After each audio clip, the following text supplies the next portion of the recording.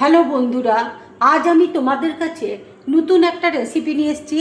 আজ আমি ডিম দিয়ে স্ন্যাক্স বানিয়ে তোমাদেরকে দেখাবো। এই স্ন্যাক্স তৈরি করতে দেখো আমার কি কি লাগছে, তোমাদেরকে দেখো দেখিয়ে দিচ্ছি। এখানে দেখো 3টে ডিম আমি সেদ্ধ করে নিয়েছি, আর এইরকম দুভাগ করে দেখো কেটে নিয়েছি। এখানে দেখো কর্নফ্লাওয়ার আর ময়দা আমি জল দিয়ে দেখো গুলে নিয়েছি। এখানে দেখো ব্রেড ক্যাম্প রয়েছে।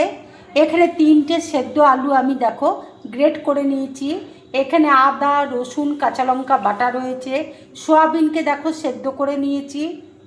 এখানে দেখো কয়েকটা কাঠি রয়েছে, আর এখানে জিরে গুঁড়ো রয়েছে, ধনে গুঁড়ো রয়েছে, হলুদ আছে, কাশ্মীরি লঙ্কার গুঁড়ো রয়েছে। এবার দেখো সয়াবিনটা আমি মিক্সিতে দেখো পেস্ট করে নেব।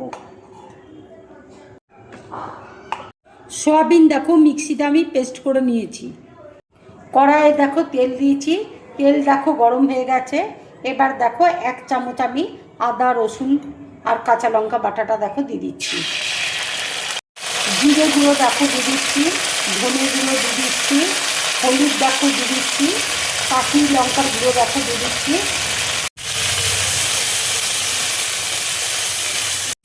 মশলাটা দেখো ভাজা হয়ে গেছে।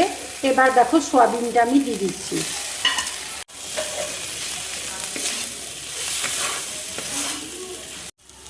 গ্রেট করা দেখো আলু সেদ্ধটা দিয়ে দিচ্ছি।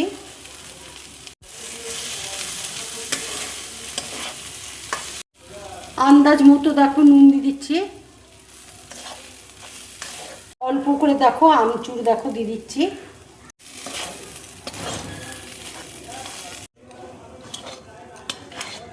একদম দেখো ভাজা হয়ে গেছে। এবার আমি নামিয়ে নেব। আমি দেখো এখানে ডিমের রেসিপিটার নাম এগ কাবাব দিয়েছি, তোমরা যা খুশি নাম একটা দিতে পারো। এবার দেখো ডিমটা আমি ঠিক এই দেখো কাঠির মধ্যে এইভাবে দিয়ে দিচ্ছি। সয়াবিনের দেখো কাবাব আমি তৈরি করে নিচ্ছি।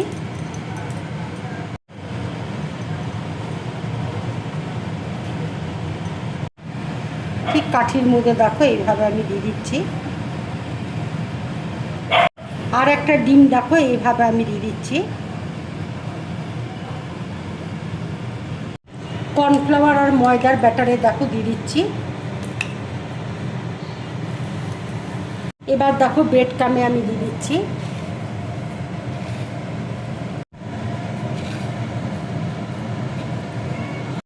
ব্রেড ক্রাম্বে দেখো আমি কোট করে নিলাম। ফ্রাই প্যানে দেখো তেল দিয়েছি, তেল দেখো গরম হয়ে গেছে। এবার আমি তেলের মধ্যে দিয়ে দিচ্ছি। ভাজাটা দেখো হয়ে গেছে। এবার আমি তুলে নিচ্ছি।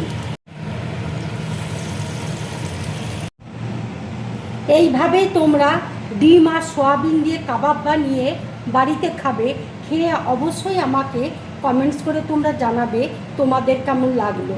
যদি আমার এই রেসিপিটা তোমাদের ভালো লাগে তাহলে লাইক করবে, শেয়ার করবে, আর ড্রিম ব্লগ চ্যানেলটাকে সাবস্ক্রাইব করবে। তোমরা বেশি করে কমেন্টস করবে, তাহলে আমার খুব ভালো লাগবে। নমস্কার।